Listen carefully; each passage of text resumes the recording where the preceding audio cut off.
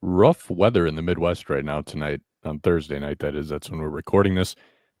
Some rough weather, so to speak, for the Brewers as well on the road. We're not going to rehash everything that we said about this team last week because we kind of went through the whole 9 yards, but just about everything that you saw from the Brewers in this last week on the road pretty much encapsulated everything that we talked about, or epitomized everything that we talked about. So we're going to break down the action here over the next several minutes. This is the Brewer Fanatic podcast hosted by Jack Stern and Spencer Michaelis. Spencer,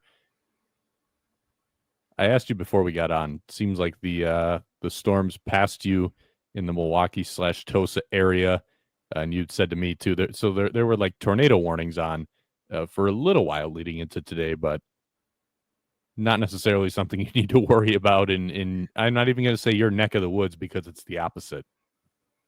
Yeah, there are way too many buildings and way too much. There's just too much stuff around me for me to ever have to have worried about a tornado. It is funny. I'm not far away from where I would actually have to have some concern about a tornado, but never in my life have I had even a single second of being concerned that a tornado might get to me. So, it's interesting. I live a little bit of a different life than a lot of people from Wisconsin because I know it is at least, not like a huge fear, but it is something that, you have to be at least prepared for in a lot of places. And yeah, I've just never even once considered that I might have to be in any sort of danger when a tornado warning hits. But, I guess that means it's probably going to get me if it ever gets to me, but I won't be prepared at all. But overall, yeah, I don't worry about it much. And this weather, not as bad as I was anticipating, even despite not any worry about the tornado. I mean, there's tiny little hail. It was more like sleet, probably, I guess I would say.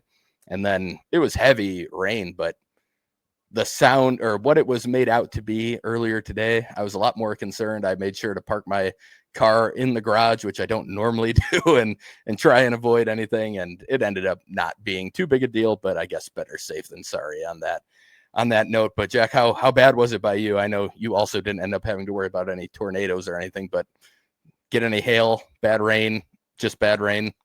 Just bad rain, nothing crazy. Seems like everything is moved east for the most part. Really, what I was most concerned about is losing power when we were trying to record Yep. this, and I guess maybe still not quite out of the woods there, but we're going, and hopefully we can keep going. So let's get into it here.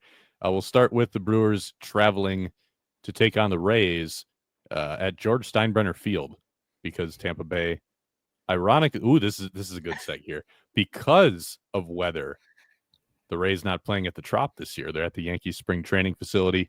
So they've kind of repurposed that into a big league ballpark for the time being. And from what I've heard people say, like the players actually seem to be okay with that. And I can kind of understand why, because those are bigger clubhouses at the spring training facilities. So when you're down there, like think about it, teams are rostering what, 60 to 80 guys at the start of camp. So that and I've been in the room before. Those are way bigger clubhouses because they need to have room for all of those lockers.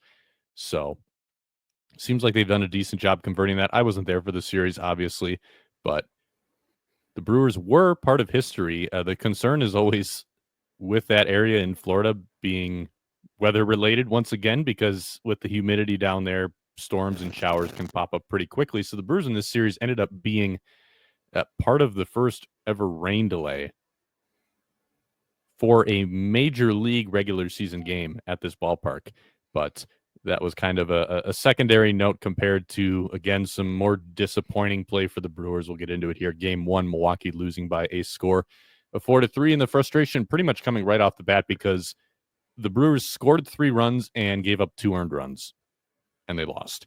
So 2 run scoring errors for the Brewers and a little controversy surrounding the second one. The first one was Jackson Chourio letting a ground ball single get past him in center field that tied the game at 1-1 in the third inning.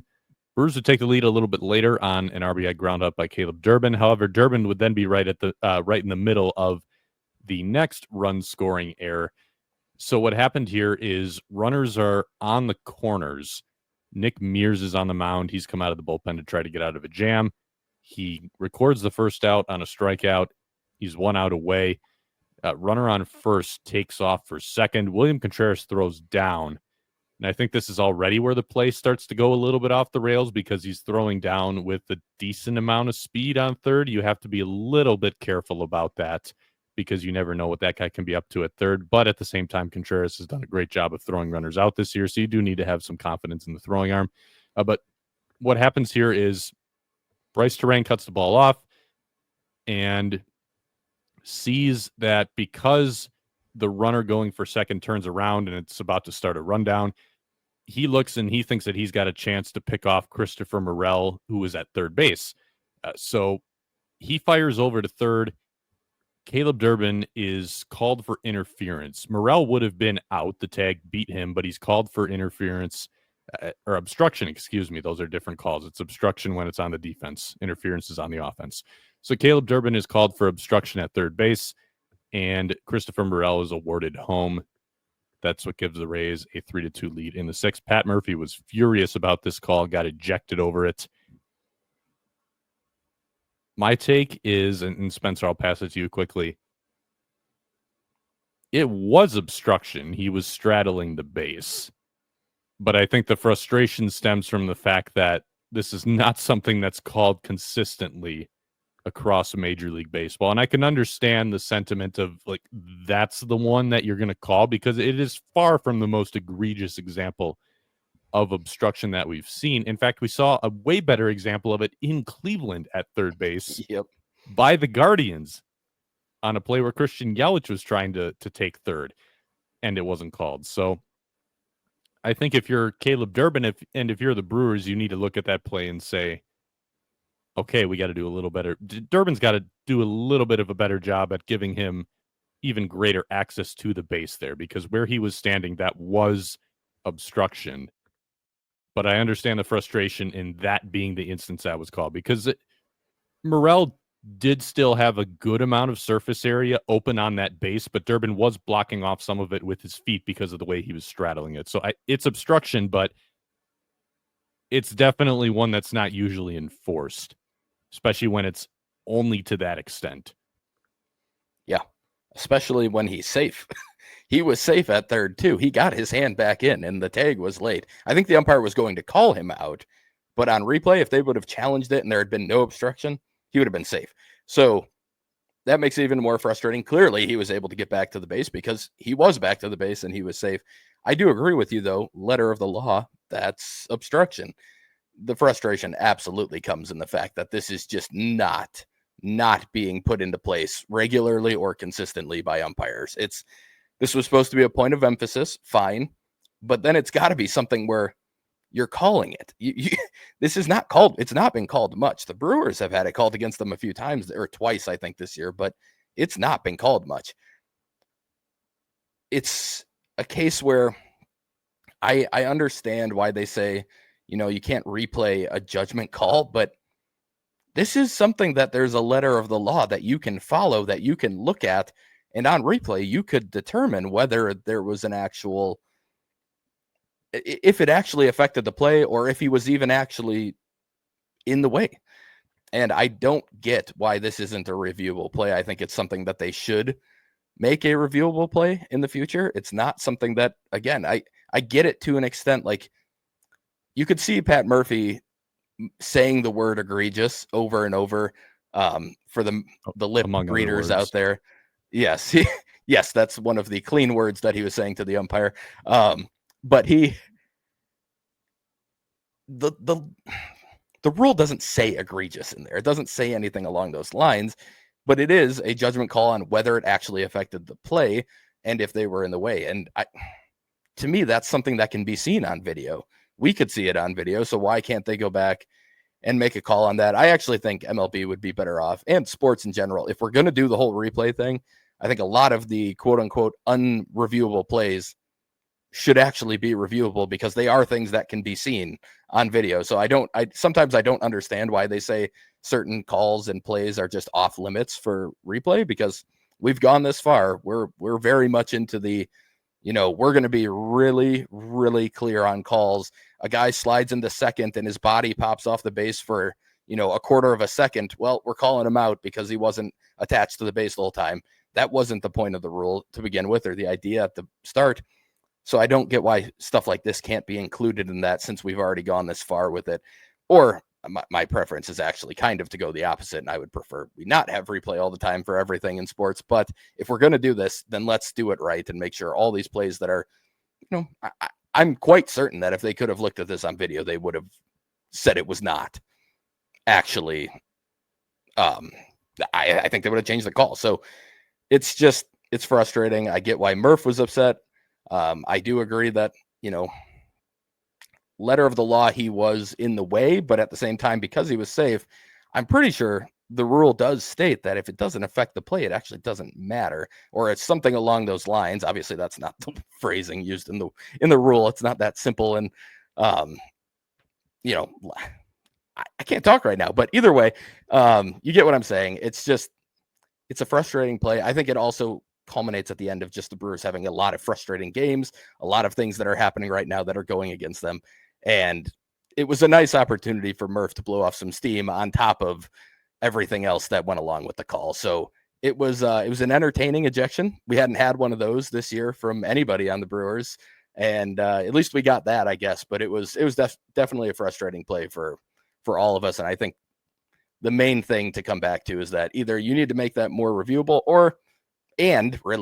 this needs to be called more consistently, because it's just not, it's all over the place with this ruling. And the Brewers have had other examples this year as well. Like in San Francisco, there was a play where Matt Chapman was completely blocking third base, and they just said, nope, no obstruction. But this type of play, you're straddling the base, you at least have a lane, and now it's obstruction. It's tough to swallow especially when you can go back and compare other plays. Rhys Hoskins would tie it back up with a single in the 8th, but then Jared Koenig allowing the winning run by walking Taylor Walls with the bases loaded after getting ahead of him 1 and 2. That was the second walk that Koenig issued that inning after getting to 2 strikes before 2 balls. The other actually came after an 0-2 count, but that was all Tampa Bay needed to win this one. So 4-3, but only 2 of those runs earned. Jose Quintana got the start in this one, 5 1/3 for him, 5 hits, 3 runs, only 1 of them earned. A couple of walks, 3 strikeouts, and a homer. So a very Jose Quintana start. Jackson Chourio also led the Brewers with a 3 for 5 day at the plate. Hoskins was 2 for 4 as well. Game 2, another 1-run loss for the Brewers against the Rays late in the game. This one was a walk-off loss. Jackson Chourio and Joey Ortiz were essentially the only offense today. They each went deep, solo home runs, accounting for 2 of the Brewers' 4 hits. Tobias Myers, another just not great outing. Didn't really give up much in the way of runs, but just not super effective. A lot of traffic, 4 innings, 3 hits, 2 earned. But 3 walks and 3 strikeouts for him. Again, that's the big deal. We'll talk about him a little bit later, but we had talked about how actually on last week's show about how we didn't think his rotation spot was really all that secure. He would actually be optioned after this start, but he's back now. We'll talk about that when we get to the injury update section. The real discussion point of this game, though, was a bullpen decision in the 9th inning. So we'll set the stage here. It's the 9th inning. We got a tie ball game, and Grant Anderson starts the frame just fine. You're getting towards the bottom half of that order. You're basically starting in the middle and working your way down, but you've gotten past those first 4 hitters in that Tampa Bay lineup, and that lineup starts to fall off pretty quickly. So Grant Anderson is starting the 9th, and Junior Caminero leads off with a ground ball single that bounced off the plate and went about 30 feet in the air. And because it stayed up for so long, he was able to reach on an infield single. William Contreras catches him stealing. Then Grant Anderson walks Cameron Meisner. He's on first, but he gets Taylor Walls to fly out on a very routine fly ball to the left. At this point, you have Travis Jankowski coming up with 2 outs. That winning run is on first base, so it's not in scoring position. Grant Anderson's doing fine. It's been a pretty small sample. Yes, the walk was in there, but you got a soft ground ball, routine fly out. Like he's looking like Grant Anderson. Pat Murphy decides that this is the time to get Trevor McGill in the game. So 2 outs, winning run, not in scoring position, and Travis Jankowski is coming up. So Travis Jankowski's career stats, he has a career 75 OPS plus, and this season he has a 66 OPS plus. This is a guy who has slugged 305 for his career. He is not a threat whatsoever to record an extra base hit here that it's going to take to get Misner in from first base and win this game. Now, one thing I will say is if you wanted to go Trevor McGill to start this inning, I think that's fine. Mm-hmm. I think the general notion of saving your closer for extra innings for a save opportunity, I'm not always a huge fan of that. So if Pat Murphy wants to use Trevor McGill to start this inning here, that's fine. But the fact that you had Anderson out here, things were largely fine. You had a guy coming up who's not a threat at the plate. Winning run is not in scoring position. 2 outs. Like, all of this, to me, lines up for just let Grant Anderson pitch to the guy. Instead, Pat Murphy goes to Trevor McGill. And the real issue with this decision is that Trevor McGill takes a long time to get the ball to the plate. And that's just a product of he's a big guy. He's got a big leg kick. He's trying to throw hard. Like, this is just the way that he moves. And he's a closer, too. This is generally a closer thing. Closers do not allow a ton of base runners. So controlling the running game just is not going to be a huge part of what they do, especially because a lot of times if they're pitching in like with a 2-run lead or a 3-run lead, like teams will give that guy second base automatically anyway on defensive indifference. Just holding runners as a closer is not usually the top priority, and Trevor McGill falls into that categorization very well. Cameron Misner, who's on first base, reached first on that walk. He stayed on first for the entirety of a 7-pitch at bat with Grant Anderson on the mound to get that fly ball out off the bat of Taylor Walls. Trevor McGill comes into the game. The very first pitch, Misner steals second, and now he's in scoring position. So McGill then gives up a ground ball base hit to Jankowski that gets through the left side, and the Rays walk it off.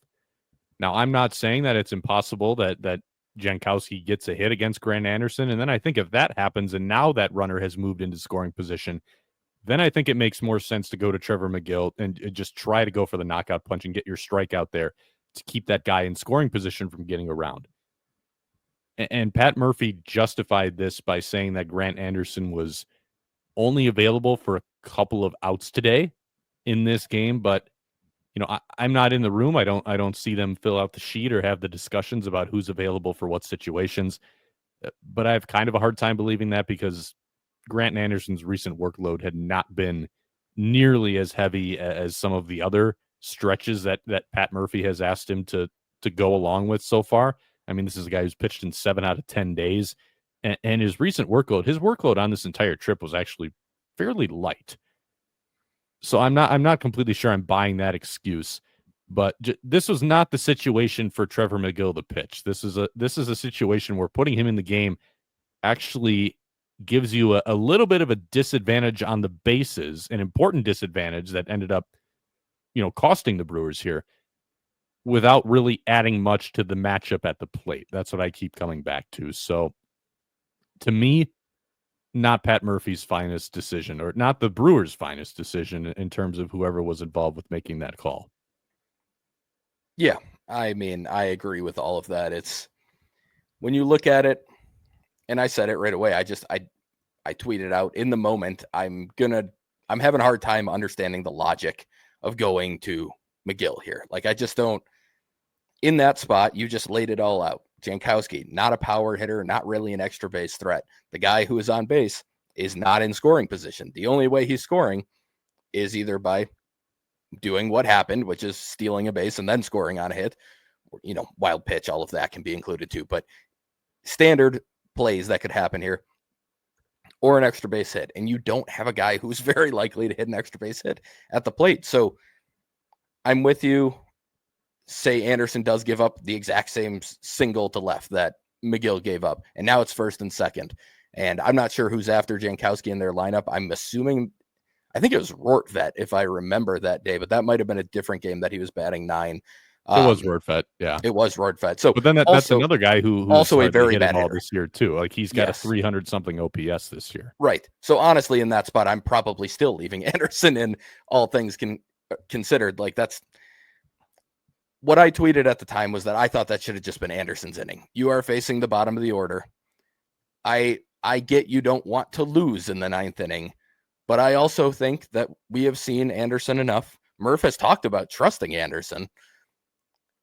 I think if you trust Anderson there, you say, this is your 9th inning and we're going to go down with you, or we're going to move on to the 10th. And especially in that part of the lineup, I think it changes if things get to, the top, or if it were trying to go through the middle and you need Megill to come in and get a strikeout against a good hitter or something. Like I do get that can change things, but in that part of the lineup, I really do think that should have been his inning to just sink or swim, go finish it, or send it, or lose the game. But like, I don't know. To me, that's the way I would have gone with it. I think the other part of this equation that gets confusing for me is that obviously you have to get to the 10th for this to matter, but Megill comes in, not a guy who goes and does up downs very often, meaning he doesn't usually finish an inning and then come out and pitch another inning. In fact, I don't know if he's done it this year. I think he's probably done it a couple times in his Brewers tenure. I'm sure we can figure that out, but this isn't a guy who's used to doing that. So you're either saying that, like, hey, he's getting this last out of the 9th and then he's done because we're not going to do an up down with him, or you have a guy who's not used to doing it going back out and pitching his 2nd inning, not a full inning, obviously, but doing something he's not used to in extra innings. So that part of the equation for me as well is just, it adds to my confusion a little bit. I think that would have made things more difficult had they advanced to the 10th inning. And I frankly believe that had Anderson pitched, they would have been more likely to advance to the 10th inning, partially in large part because of what Jack talked about. Megill just doesn't hold runners, and Misner was very comfortable trying to take a base against him, and he was not comfortable against Anderson. Jack mentioned it was a 7-pitch at bat against Taylor Walls. Misner didn't try to steal. You could tell he was jumpy. I believe even once on the TV broadcast, they said he's going, and then he shut it down, but he never made like a real attempt. It wasn't even like he tried to steal and it was fouled off or something. Like, nothing like that was going on. He could not get a read on Anderson. So you have a guy holding him well. You have a guy at the plate who's not very likely to hit an extra base hit. It's just hard for me to get why we were in that spot. I think the one thing that can explain it is what Murph said after the game, and it's that Anderson was done at that point. But like you said, I just have a hard time buying that with the workload, the recent workload. I believe it was 3 games in a row where he had not pitched, or 3 days at least in a row that he had not pitched. He pitched the day before this game, but you talked about it. He pitched 7 times in 10 days at one point. He's kind of the Hobie Milner of this year in a lot of ways, but also just being the rubber arm of the bullpen. And it's just hard for me to believe that he would have been like, nope, I have to come out at 20 pitches today, or the Brewers would have felt that they had to take him out at around 20 pitches that day because they didn't think he could handle that workload. That's hard for me to believe. It almost feels like something that just gives him a nice excuse for having made the move. And it's a way he can kind of rationalize the move afterwards. But I don't know. I wasn't there. Like you said, like we don't see the chart before the game. We don't know what was actually on there. But then again, if he really was at that type of limit, then I go back to what you said earlier also, which is then Megill probably should have just had the inning. Because if he's not really available to pitch a whole inning, it leads to more confusion and more issues down the line, potentially, if you do get into extras. It's just weird to me that he kind of, for lack of a better term, I mean, he just went halfway with it. Like, it was kind of like, yeah, we're just kind of almost like hedging his bets on the inning instead of just picking one of his trusted relievers and saying, you go get the 9th inning, and the next one, if we get to the 10th, will be you. Like, to me, that's more where I would have gone with it. It was an interesting decision, but yeah, that's the issue for me is more the process than anything else. Not how it worked out. Not that Megill ended up giving up the hit. Not that he gave up the steal. It's just that all of that could kind of be seen coming, I thought. Like, that was something you could absolutely foresee before that move was made. And that's why it's tough for me to understand the process of it. Yeah, I mean, if Anderson really is only available for a couple of outs, it feels like you're unnecessarily contorting yourself to get those 2 outs when you don't really have to. Like, I understand they had already dipped pretty far into the bullpen at this point. Mm-hmm. You did still have Brian Hudson available. I know he hasn't thrown a ton of strikes, but at the same time, if he's up here, he's got to at some point you got to use him. Brian Hudson only pitched once, and he was up here for the entire road trip. You also had Tyler Alexander, again, only using him for one inning. That's also one that kind of sticks out a little bit as well. He's a length guy, supposed to be a length guy, and Murphy has more often than not used him as a short range reliever. Some of that's been a product of he hasn't gotten the job done, but I think there's also been a couple times where he could have maybe eaten up an extra inning in the middle innings instead of going to a leverage guy and kind of creating that effect. But just it seemed like in that moment more than anything, like we've seen this happen under Pat Murphy, where it just feels like there's a move that's being made because it's like so aggressively win tonight to the point that you're almost overthinking what you need to do to win tonight. And you just kind of go into this mode of, oh man, there's a guy on base. Like we got to win now. Got to use the closer here. He's just got to get in the game. Like, I don't know if that's what happened, but that's the vibe I get sometimes. And it just felt like this is a move where there was a little bit of overthinking going on, whether the overthinking was that McGill needed to have the Jankowski matchup and get that final out, or if the overthinking was,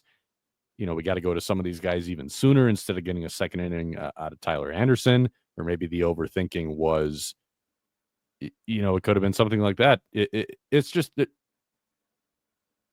it seemed like there was a lot going on here that didn't have to be going on. Yeah. Like Murphy and the Brewers almost created an unnecessary dilemma for themselves here and how they were going to use some of these guys when the game got to this point. And I think that's a lot of what ended up happening here. And again, like you said, Grant Anderson could absolutely give up a couple more hits and the game's over. And it is what it is. It's not so much the fact that they lost, it's the fact that there's pretty questionable process here that got them to that point. And that's the stuff where you want to nip that in the bud as soon as you can, because if you keep doing questionable process related things, then it's going to lead to more unnecessary losses down the line, and that's where you start to run into trouble with it. But that's enough discussion about one bullpen decision. Let's go to game 3. The Brewers did salvage the series, which they did in both of their stops on this road trip, winning 4-2. Christian Yelich and William Contreras leading the charge with back-to-back home runs. Those are two guys who the Brewers are just going to need to get going if they're going to do anything offensively this year. Chad Patrick, 4 1/3 for him. A lot of traffic again, which has been the theme in a couple of Chad Patrick starts. 6 hits, 2 walks, but he only gave up 2 runs, struck out 4. Rhys Hoskins, he's going to be a theme on this week's show because he was one of the Brewers' better offensive performers this week, and he's been one of their best offensive performers all season. RBI single for him for some late insurance, and then the bullpen shutting it down, only allowing 2 hits. So the Brewers leaving Florida as winners. Then they went to Cleveland and got shut out twice. Game 1. I'm going to kind of just couple these games together because there's not a lot to talk about. Quite a few similarities. But again, just very little offense and some frustrating moments in the field. So game 1, the Brewers losing by a final of 5-0. Freddie Peralta was largely okay in this one, but the line looking worse than it needed to because Jackson Chourio made a 3-run misplay to prevent Freddie Peralta from getting out of the 4th inning. So Peralta had the bases loaded on a single and 2 walks. Now, obviously, you can't walk 2 guys in that spot. Freddie Peralta not putting himself in a great position to begin with, but he's got 2 outs, gets a routine fly ball to center. Little bit of a more backspin fly ball, and I think it kind of fooled Chourio a little bit off the bat. So what happened here is this is a ball that absolutely needs to be caught, but watching it from the press box, and I don't know if they showed a replay on TV as well, but his first steps were in, and then he stopped, and he turned around, and didn't really go straight back. He was kind of going around it a little bit, and it was just not a great route. And it looked like he was drifting a little bit too, instead of like full speed ahead going back. So maybe he still didn't have a great read on it at that point either. But he got close enough to it where he still probably should have caught it and then still whiffed on it. So it ends up being a bases clearing double that drives in 3 runs instead of an inning ending fly out. At the end of the day, it wouldn't have mattered because the Brewers couldn't get on the board, but that's still a pretty big moment for Jackson Chourio, who 2 misplays on him from him in center field already at this point in the series.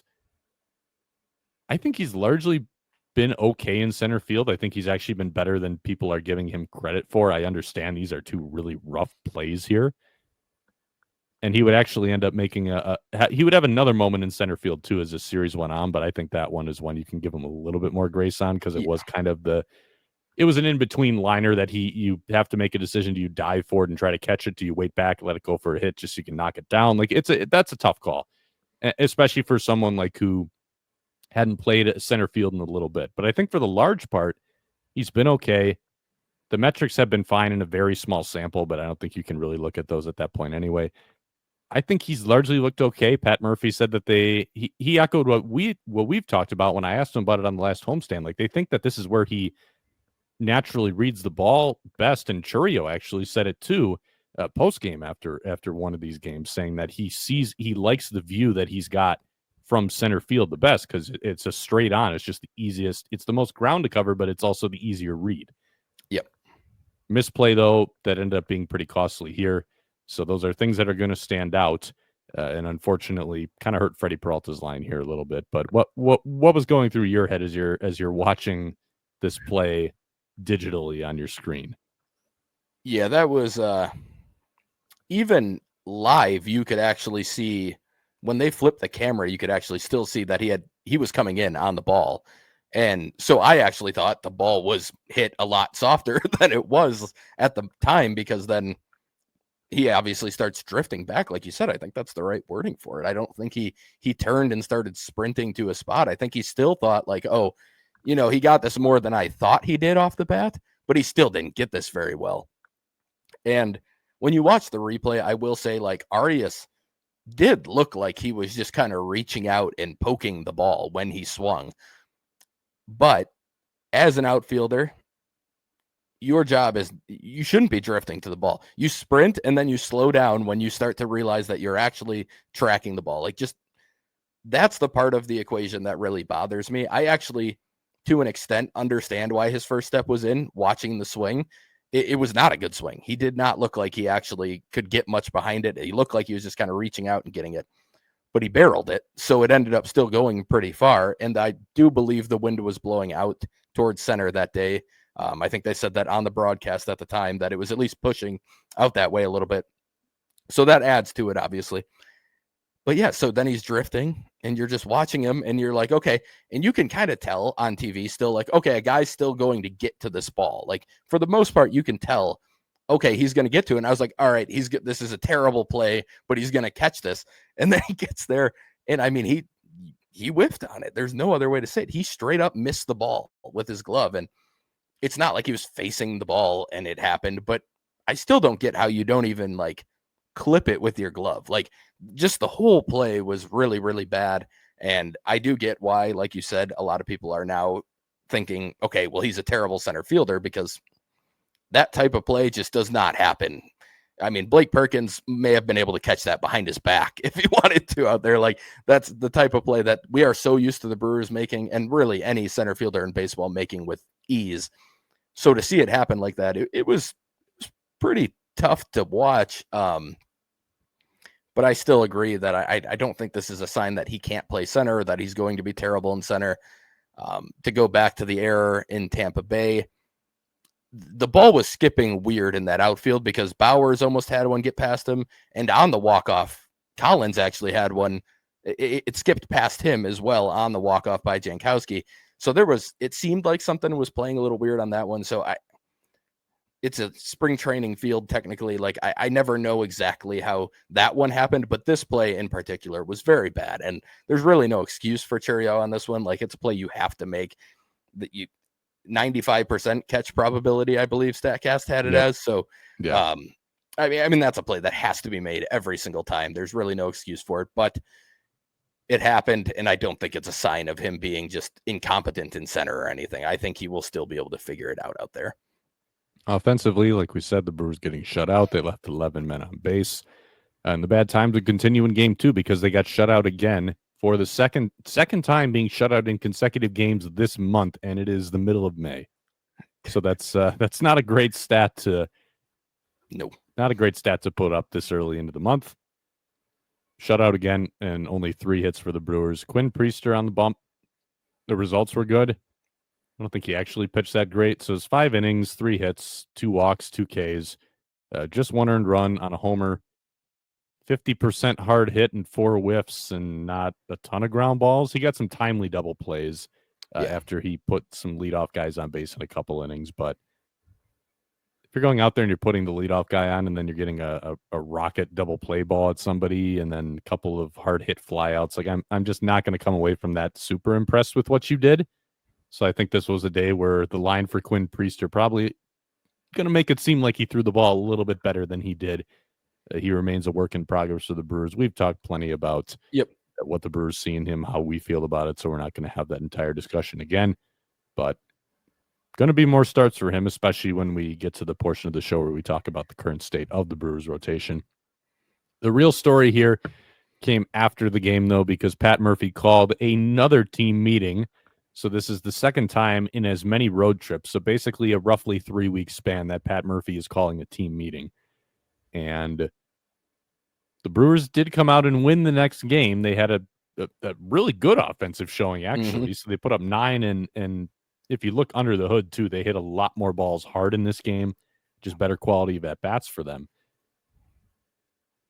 But this comes back to just everything we've talked about before. Like, it's not normal to have feel the need to call 2 team meetings as the manager in this short of a span. This doesn't happen for most contending teams. So it's another thing it's alarming that this kind of stuff is going on. And again, that Pat Murphy feels that this is something that's necessary. He's been pulling a lot of levers like we've talked about. And, the Brewers won the next game. Maybe this is the one that sticks, but I'm going to need to see it to believe it.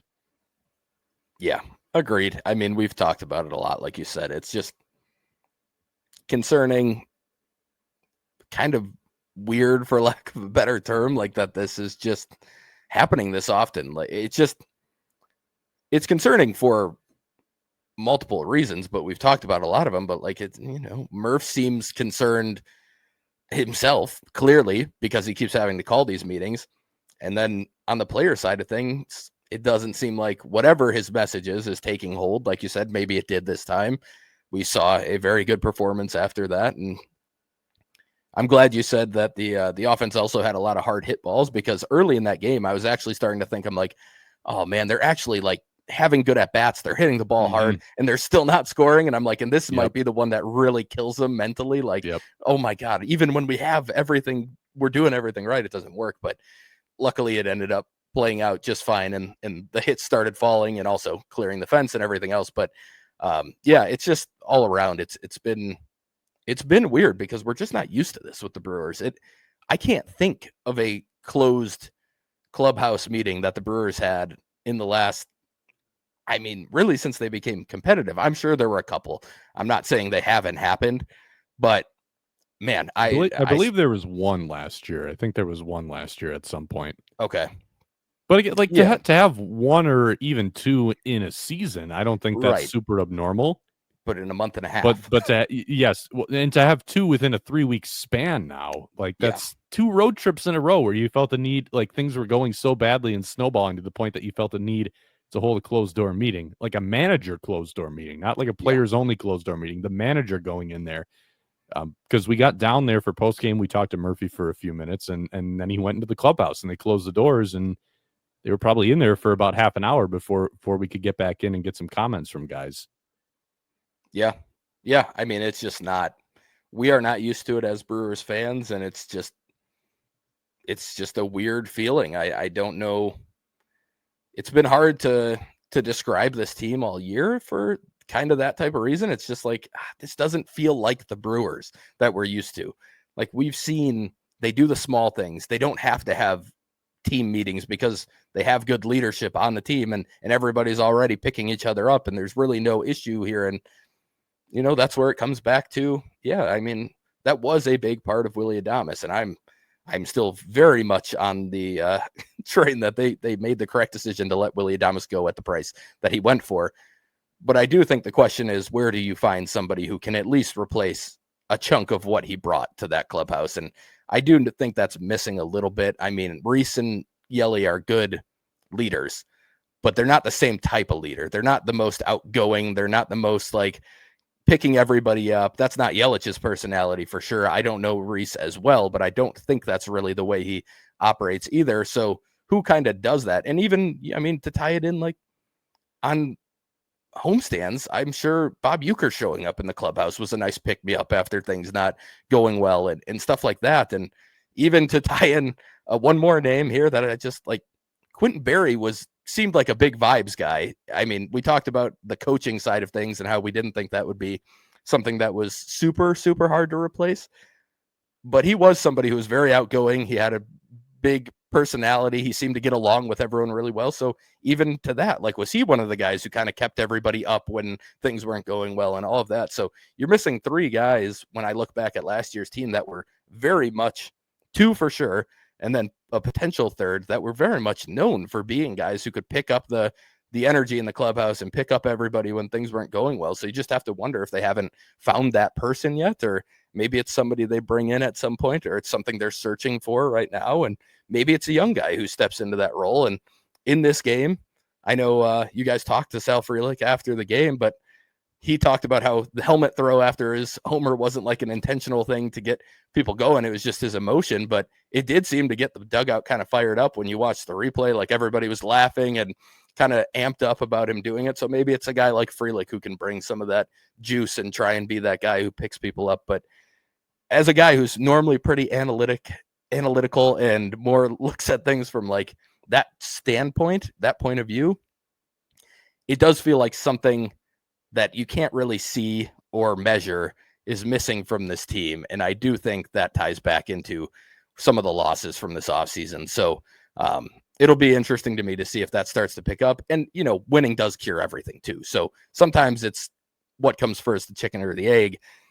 Is it really that Willie was picking people up, or was it just that the Brewers would quickly stop a losing streak, and you never really saw what would happen if they actually got down on themselves? So it's hard to say for sure, but it just does feel like when you watch this team, they're missing that it factor a little bit.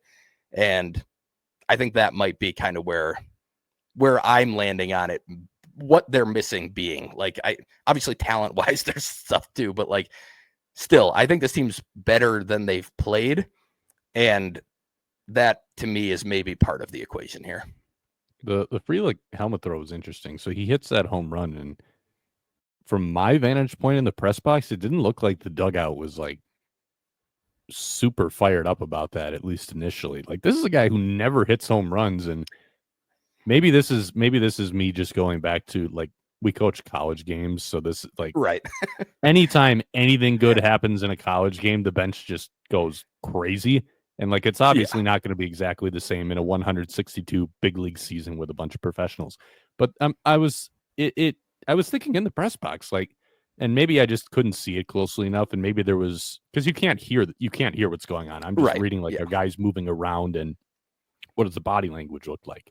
So I could be wrong about this, but it seemed like when he hit that home run, the dugout there were some guys stirring around a little bit, but there wasn't like anybody getting excited really or celebrating. But then he comes back into the dugout and he throws the helmet, and now things kind of start to get going a little bit because that's just a funny moment. So I don't know, I think that kind of speaks a little bit to what you talked about. But what I just keep coming back to is, like we've talked about before, like I had this team winning a little bit short, and I think 88 is what I had them at going into the year. Now I don't believe they're going to win 88 games, and it's because regardless of what, how you want to project the performance of some guys, the reality is we're at a point in the year where it's not, they have plenty of time to bounce back, but we've just seen so many things repeatedly that you don't see teams that go on to have success. You don't see them do that even when they're not winning games. And it's happened repeatedly. It's been a cycle. Like, they won this game, but they've done this. This has happened several times already this year, where they'll lose a bunch and then they'll have what feels like a really good Brewers looking win. You're like, okay, this is, they're going to put this behind them now. Maybe now they're finally going to get rolling. And then they go right back to having the same kind of losses the next 2 or 3 nights. So I need to see it to believe it, that there's actually going to be a lasting change that comes from another team meeting. The good stuff that happened in a Game 3 win. Like, the reality is they still went 2-4 on this road trip. This was a bad road trip, and they have largely not played very good baseball. I think the pitching staff is stabilizing a lot, and I think that's going to continue to get better. Not quite sure where the offense is going to come from. We've talked about, Yelich and Contreras are almost certainly going to hit better than they have so far, but Sal Frelick's going to regress. He's already started to regress, Yeah, oh, yeah. even with like going into this home run. I think he only had a couple hits on the whole trip. Oh yeah, he was Like it was already starting to hit. The regression was hitting for him. Jake Bauers is going to regress because he's whiffing even more than he did last year. So he's not going to maintain an OPS over 900. Like, we'll see where this goes. But to just quickly keep recapping this game here, Logan Henderson was very solid again in his second MLB start. 5 innings for him, 4 hits, 2 earned, a walk, 7 strikeouts, and a homer. And once again, doing it with just the 2 pitches, the fastball and the changeup. Mixed in a couple more cutters and sliders as he got into the second time through that order, more than we saw him do against the A's in his debut. And he did say post-game, like, he knows those pitches. He knows he's going to need those pitches, and he knows that they're not where they need to be yet. They're still a work in progress. So it's going to come down to, what can he do with those? I think we're seeing that the first time he faces an opponent, if he's really got those 2 pitches on, they can work. But I do still think he's going to arrive at a point where he's going to start to hit some struggles if he cannot find those other 2 pitches, whether it's guys start to lock in on the 2 pitches with more familiarity. There's going to be days where he doesn't have both of his 2 best pitches either, and then he's going to need to dip into something else. And if he doesn't have it, he's going to run into problems. But certainly can't complain about what he's done so far. You can see what he's capable of, and now he's going to get an opportunity because there's still more vacancies in that rotation now for at least another week or so than the Brewers were initially expecting. And then on the offensive side, Rhys Hoskins was right in the middle of everything, drove in 5 of the 9 runs, including a 2-run home run that stretched the lead and ended up proving pretty important because the Guardians brought the tying run to the plate in the 8th when Jared Koenig gave up a game-tying home run and issued a walk. So really good week for Rhys Hoskins. I'm hoping to have some more stuff on him in the next week here at Brewer Fanatic, but Hoskins and Henderson, the stories in this one. Yeah, absolutely. And not much to add on Henderson. I think we've talked about it a lot. I talked about it before he came up. He is eventually going to need that third pitch, something that goes to the glove side. It's going to need to be there for all the reasons you just mentioned. And sounds like all the reasons he's fully aware he's going to need it as well. But this is like, I do quickly want to touch on just Rhys Hoskins has been so good offensively. Like we haven't really talked a ton about him, and he's been fantastic. And I said this to somebody, it might have been you even. If you told me that Bauers and Hoskins were giving the output that they have given so far coming into the season, that in mid-May these 2 would be hitting like they have from the first base spot, and then you told me there's no chance I would have believed the Brewers were anything less than like an average offense. Like minimally, that would have been the worst they could be. If those 2 are producing like they have been, I'd have been like, no chance they're anything worse than average. And they're quite a bit worse than average right now. And that's just hard for me to believe. Really, those 2 are the main reason it's even semi, palatable right now that you're at least passing and winning some of these games, because they have driven a lot of the runs. They have had a lot of the power output. And this type of game, like you said, the 2-run homer that ended up being overturned on replay. See, good use of replay there. Good job, MLB. And then he even had a big 2-run hit in the top of the 9th as well when it was a 2-run game. And that opened the things up and made it, that pretty much sealed the game at that point. It would have been, I don't want to say that because we already saw that Diamondbacks game earlier in the year, but a 4-run lead in the 9th better seal the game for the Brewers bullpen, and it did in this scenario. So, he came up big pretty much every time he was up in that game. I don't believe he was retired, if I remember right. 4 for 4 with a walk, if I'm thinking back correctly, and a triple shy of the cycle on the game. So very, very good performance from him, and really just a continuation other than like that first week, maybe 2 weeks of the season. He has been a very, very good hitter since then. And it's kind of the version of what we were hoping to get out of Hoskins last year.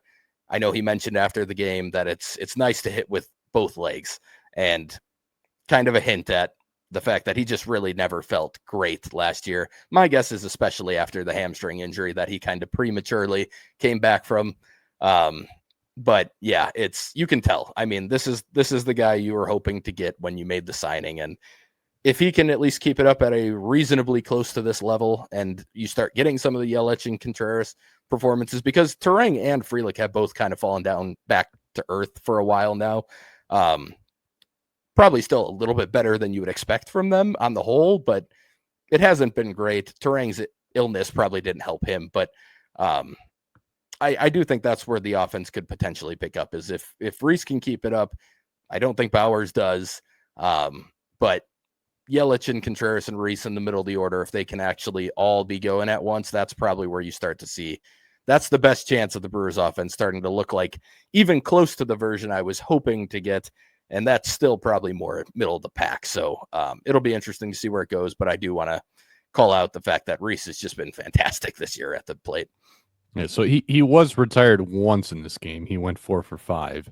Okay. But you were close. You were close. I'm not expecting you to recall everybody's stat line in every game off the top of your head. It's okay. I'm not perfect. Let's rattle through some roster and injury updates really quick. Vinny Capra was DFA'd. The Vinny Capra era has come to an end.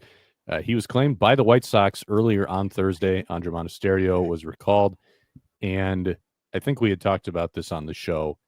Monasterio is not a good bat either, but you know he's at least going to draw some walks, and he's going to see a lot of pitches in most of his at-bats. And it's unfortunate that the bar had gotten that low. Yeah. But like, even if Monasterio were to post, Vinny Capra probably was not going to have a 200 OPS long term. He'd probably be more like, I don't know, maybe upper 400s or 500. If Monasterio could do the exact same thing, and the quality of the at-bats would probably be better along the way. And I think that was a big part of it. We've already seen it in this Cleveland series. He drew a few walks in this series and had some longer, even the at-bats that ended in strikeouts were longer at-bats. Like, this is what Monasterio does. He's not actually going to give you much in the way of bottom line result-oriented production, but from that process standpoint, he is an improvement over what Vinny Capra was doing, which was just going up there and making a lot of outs within 3 pitches. So he's up now, got a couple of starts at shortstop already too, that's also kind of interesting because for the longest time, Joey Ortiz was the only guy there, but Murphy already giving him a couple days to put Monasterio there. Monasterio is not a great defensive shortstop either. So that's a move that we might unpack in the future, depending on what happens here next week. In the bullpen, Elvis Peguero was recalled, and like we mentioned, Brian Hudson was up for the road trip. He's been sent back down now. Tobias Myers, like we talked about last week, we mentioned that he might be the guy who gets optioned if they optioned a starter. Well, they did option a starter. They optioned him to AAA after his last start, but now he's back because he's going to at least make another start because of a couple of injury developments in the rotation mix. So Brandon Woodruff was supposed to be starting on Saturday, most likely. His rehab, however, has been paused because he's got right ankle tendonitis. So that would be the ankle in his push-off foot as he's pushing off the mound. His velocity was down from where it was already down in his final rehab start. There were a lot of like 88s touching 90. Yeah. I believe his average velo was 90 on the fastballs, and it had been the four seam and the sinker averaged 90 when they had averaged about 92 in all of his other rehab starts that had pitch tracking in Nashville. So maybe that's something that contributed to it. But either way, Pat Murphy said that he's now not going to pitch for any affiliate. He can't pitch for any affiliate per the rules for 7 days. Yeah. So the rehab is paused for at least 7 days. Then they reevaluate. He's probably going to need a couple more minor league rehab starts after that. So this is it's going to set him back a while, even if it's not a major injury. Like, you're talking a couple weeks here again. So still a little bit before we're going to see Brandon Woodruff. Jose Quintana originally had his start pushed back to the weekend series because he and Murphy said that there was just a little bit of soreness in kind of the bicep shoulder area, but they weren't concerned about it. He threw a bullpen on Wednesday before the game, and the plan was, if that went well, he was going to start in that next series. But he threw that bullpen, and then the Brewers placed him on the injured list before first pitch. So Pat Murphy is saying they still think it's minor, and they're just being a little more cautious because, in his words, the bullpen did not go poorly, is what Pat Murphy said. He said that Quintana just didn't come out of it feeling quite right, which is a little bit vague. And I will say the Brewers do not have a good track record when they say an injury is minor. Nestor Cortez was supposed to be something that wasn't long-term, and then by the time, I think it was like the day that his 15 days would have been up, he got bumped to the 60, or it might have been the day before. It might have been like 14 days out of the 15. But the hope is that it's minor. If the Brewers are correct about this, it would be most likely a minimum 15-day stint, but we'll kind of have to see where this goes. Anytime you're talking shoulder, that should always give you a little bit of pause. So it's shoulder impingement is what the Brewers are calling it. And we'll see how things play out. But that means for now, you're going to see Quinn Priester is going to keep getting starts. Tobias Myers is going to get another start. And Logan Henderson is going to get more starts as well. Some more opportunities in that rotation. We'll see how guys handle it. The number of opportunities those guys get is probably going to be influenced by Aaron Savali's timeline. He's made 2 rehab starts, got up to 5 innings and 60 pitches on Wednesday for Nashville. Looks like it's going to be one more start for him, and then Brewers are going to assess from there where it goes. If he's at 60 pitches already, I would not be shocked if this is the final rehab start, and then they plug him back into that rotation. Yeah, I mean, it would make sense. It's kind of like what was going on with Quintana at the beginning of the year. It was like, okay, once you get up towards that 80 mark in a rehab start, that's when you know that next one you might push to 90 in the big leagues.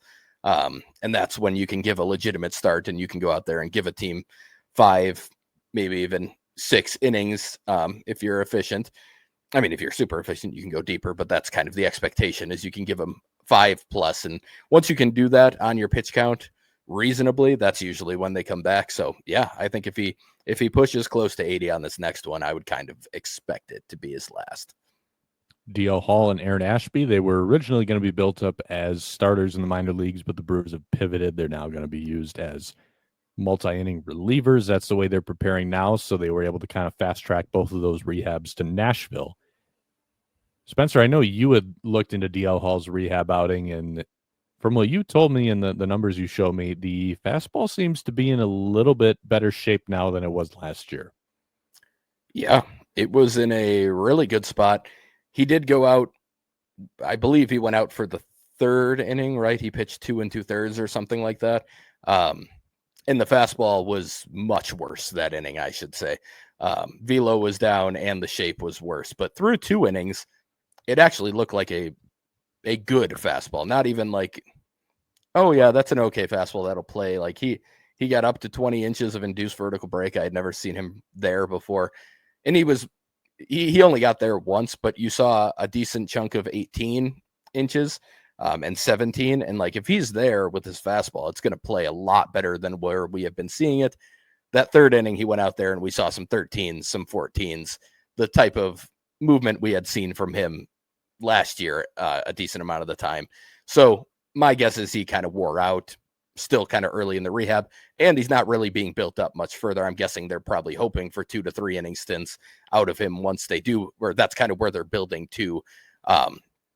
So not shocking that he would wear down a little bit as he tries to go a little further than before, but overall, like it looked like it was in a good spot. He has raised his arm angle just slightly, not a ton, but about 4 degrees.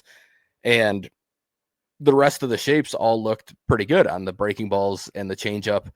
Nothing changed much there, or at least not to a point where it would make it any worse of a pitch.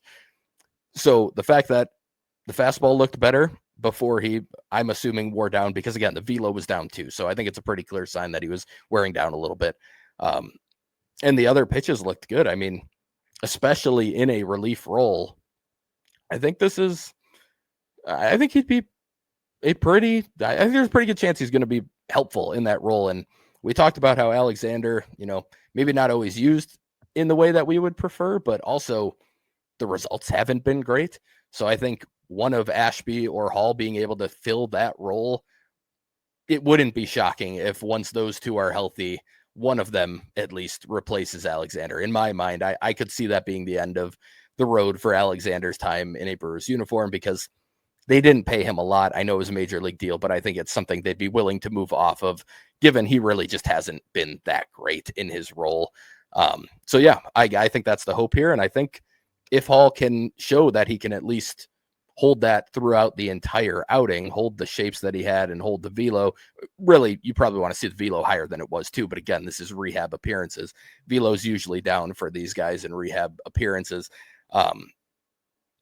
And yeah, I think he could very easily fill that role and be probably pretty productive in it. So it was really nice to see. And yeah, we'll just have to see. It's going to be something I continue to keep an eye on every time he goes out there. Tyler Black, who has not played at all this year while recovering from an injury suffered at the end of spring training. He'll begin a rehab assignment at the end of this week. And then one that I don't know if I've seen anyone else share, but Blake Perkins has still not progressed to live BPs yet. And Pat Murphy told us that the issue is still the running for him. It sounds like there's still a little bit of pain when he tries to ramp it up on the bases, and that's not really something they were expecting. So that's kind of a hurdle that they're trying to clear now. He's getting closer to live ABs, but it sounds like he's tried to run the bases, and it just has not gone great for him so far. And he's getting pretty far removed from that fracture now, but yeah, that's still not there yet. So might explain why they shifted him over to the 60-day before they did it with Ashby, because I thought maybe it would happen the other way around. But Perk is having trouble running and Ashby is on the reliever schedule. Now it starts to make a little bit more sense. Another topic, while we're kind of talking about guys who are pitching in the minor leagues, we should talk about Jacob Misiorowski. I don't have the numbers right in front of me, Spencer, but maybe you have them somewhat accessible, or you can at least speak to them because you've been watching all of Jacob Misiorowski's starts. The walks have gone down quite a bit these last 5 or so outings.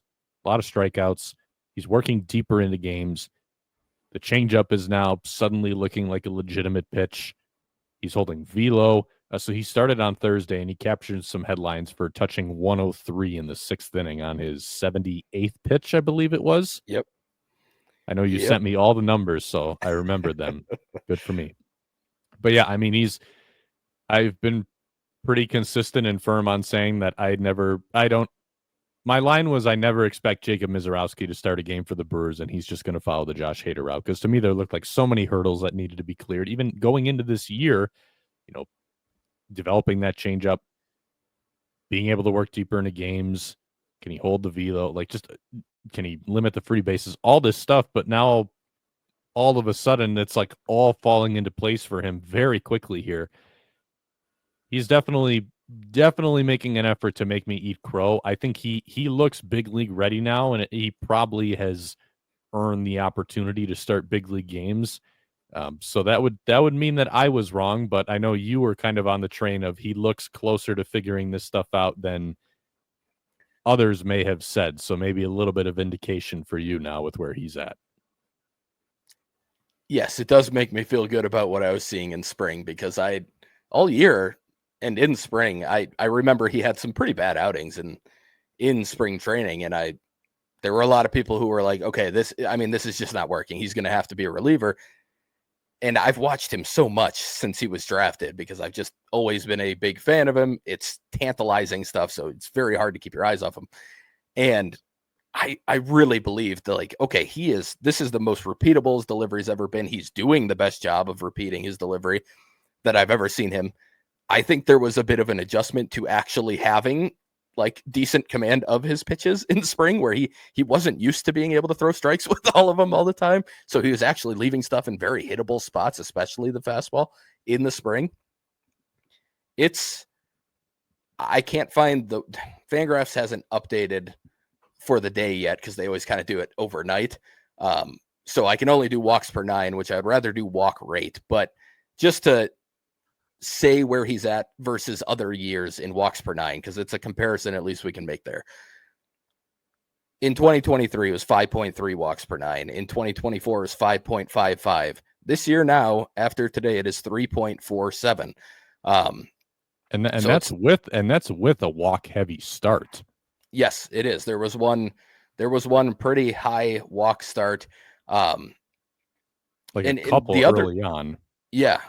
But the other thing here is this is a dude who hit a ton of batters on top of the walk rate over the course of his career. He has hit 0 batters this year, not one. So I mean, that on its own is a sign of like, okay, he's figuring some things out. You combine that with the walk rate going down. And like you said, it started very high at the beginning of the year. So it's been steadily going down since then. His strike rate is way higher than it's been at any point. His zone rate is over 50% for the first time ever by it's just everything. He's in the zone.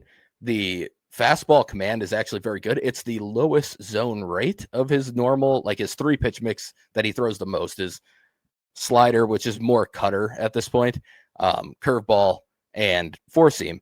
The four seam, he is just spotting at the top of the zone very well. So he's getting swings above the zone. He gets a lot of chase with it and whiffs. And I think they're sustainable whiffs. They're not, or chases. They're not the kind that he was getting in like low A where they don't see 101 thrown at them ever. So they have to start their swing early and they're swinging at pitches at their eyes. Like these are pitches that are like just above the zone, perfect spots, and the types of pitches that are going to get chases at the big league level. So he lands the cutter at an insane rate. It's actually a very, very high zone rate. He can really, the reason they moved the slider into this cutter is because they found that he could really command that pitch. And it was a pitch that he could get in the zone when he needs to be in the zone. But it's a pitch that he's throwing like 93 to 96. And it's a legitimately solid cutter shape. It's not great or anything. And when it's marked as a slider, it gets better stuff grades than it does as a cutter, but it's still a good pitch. And the curveball is a pitch he can land for strikes. He's getting better at getting it out of the zone for chases. That was something he really struggled with early this season. He would leave it up. It would get hit. The last few starts, it's actually been a pretty good strikeout pitch for him. He's been able to bury it when he wants to. He's been able to land it when he wants to. And then, like you said, that fourth pitch, the changeup, it's a good pitch. Like this is not even like it came out of nowhere. I'm very curious. I want to know how he's gripping it. I'm curious if he went the kick change direction with this because the way he's a supinator, he doesn't really have that type of like. He's always said the reason he can't throw a changeup is because he can't pronate very well. Maybe they found a circle change grip or something that works for him, and they're able to get the movement that it needs. But like it's a good pitch. It's grading out well on stuff metrics. Like this isn't even just and changeups. To be clear, like actually don't grade out very well usually. Just generally, I feel like there's more of a sliding scale with changeups. It's harder to have an above average stuff plus rating on a changeup than a lot of other pitches. So, yeah, everything seems like it's coming together. Like you said, he touched 103 on pitch 78. The start before he was hitting 101 on his 86th pitch. Today he was getting into the mid 80s in pitches and he was still sitting 98, 99 that entire inning. So the velo is absolutely holding. The shape will play. The 103 mile per hour pitch he threw, just to nerd out on it. And this is from Ben Brewster, who works for Tread, who we've talked about before. But like that pitch that he threw, because of the extension that Miz has on his fastball, basically looked like it was actually 105.4 to the hitter in terms of effective velocity, in terms of the type of velocity it looks like to the eyes of the hitter. And then the vertical reaction time approach angle was negative 3.05 based on reaction time. Yes. Because he's getting so much further down the mound than the average pitcher is. And yeah, a negative 3.05 degree vertical approach angle, which again, we've talked about that a lot on this podcast, vertical approach angle. And we always say -4 is kind of where you get into outlier range. And this is almost an entire degree further. Now, that's because it was above the zone. It was at the top or above the zone. So that plays a role into, the spot of the pitch plays a role with vertical approach angle, but still it is an absolutely insane pitch, even on top of the velocity itself. And the fact he's doing it late in games. I mean, I just don't know what else they need to see at this point. I don't think there's too much more to see. And I do think there's an element of eventually you don't want to waste bullets on a guy who has an arm like this in the minor leagues. Like if he can play at the big league level, you're going to want to get those pitches at the big league level. So we talked about how it's already going to get tight in the rotation here soon. But for me, when I look at a guy like Quinn Priester, and we talked about how Tobias really hasn't looked the part, the Brewers have an open 40-man spot. Like if I were making the moves, and I'm not, but if I were, Jacob Misiorowski's next start would be in the big leagues, and I genuinely think he's at that point. I think he would be just fine if they put him in a big league game for his next outing. And for me, it would be Priester going down. We've talked about that a lot. I'm not going to rehash all of that, but like, I think Jacob Misiorowski gives the Brewers a better chance to win games than Tobias Myers or Quinn Priester do right now. And I think that's important. And I think the Brewers need to take the chance on a guy who has that electric of an arm, who's showing that he can command pitches better, he can control pitches better, and I think is a better pitcher than they have on their staff right now. And if he takes off, I think in terms of talent, he's the most talented pitcher on their staff. But I think best case scenario, his rookie season is that he's the second best pitcher in the rotation. And I think that's an actual outcome that could happen there behind Freddie. Like, I think he could be that type of guy as a rookie, and there'd be ups and downs, there'd be bumps, but just with the pure stuff and the strides he's made this year, I think it's getting really hard to keep a guy who like I said, I think can be your second best starter out of the rotation much longer, because the stuff is going to play and he's showing all of the signs of growth in every single thing that you need to see from him. That's where I am. I'm sure, Jack, you probably still want to see a little bit more, which is understandable. I think a lot of people are still at that point. And my guess is the Brewers are as well. But again, if I were making the decision, that's where I would go with it. Yeah, I can still see a world where if he were to come up right now, it could go a little rough for him with the way things are going. So that kind of takes us into a couple questions we got on it. So we got one asking, when do we reach a point where they call up Miz, regardless of how healthy the rotation is? Is it just a situation where they wait until Chad Patrick gets blown up and that justifies it? Seems like he's figured it out, and I would hate to waste it in AAA instead of at the majors. I wonder if right now they're still, in their mind, going for guys who have a higher floor in their mind as starters. Because I can see you shaking your head at that. Which I'm Myers, get I would to. agree with that. I know I'm going to get to it. Because I think if Myers goes out there and it's the same thing again, then I think that argument does start to crumble. And Quinn Priester, too, who's going out there and walking a bunch of, like, if you're knock on Miz as well, he's not going to be efficient enough and we're afraid that we're going to get too many short starts out of him. Guess what? You got multiple guys who are in that mix right now who are doing that. So maybe it's Myers gets one more shot, and if it doesn't go well for him this turn, then maybe it is Misiorowski. I don't know. But I can see from the Brewers' vantage point, like maybe they just need to see this continue a little bit longer for him, and then they make the call. But we're getting pretty darn close. So, and you're right. I don't think if it's in a good spot, you want to waste too many. The other part of this too is like the development always needs to finish in the big leagues. Yes. Like there's stuff that you're not going to learn how to do from working against AAA hitters. And AAA, mind you, I think this is especially important to talk about. AAA a lot of times ends up being the least talented level that you're playing at. Yeah. Or at least at the very least, it's usually not as talented, like raw talent, explosive talent as AA. Yeah. Because it's more polished, but it's less talented. Yes, exactly. That's what I was trying to say. Because when you get to AAA, it's a lot of guys who are good enough to play minor league baseball, but they just are not the A-list prospect, super talented, big league caliber players, because a lot of times teams they need to sign these guys to fill out the AAA roster, while the more talented guys are really coming up through the lower levels of the system, and then you spend a little time in AAA, and then you're big leagues. So I do think there's an element of that too. For the development finishes up here. Like there is a line where you're going to have to say, yeah, we still need to see this, but he can only figure this out once he's up here and he's getting feedback from big league coaches, feedback from big league swings, from the experiences of pitching in this environment. It's a very real thing. So I think we're getting close. Yeah. I could see like maybe they want to see one or two more starts of this kind of production, and I think that'd be justified. I would probably do it the same way, to be honest with you. But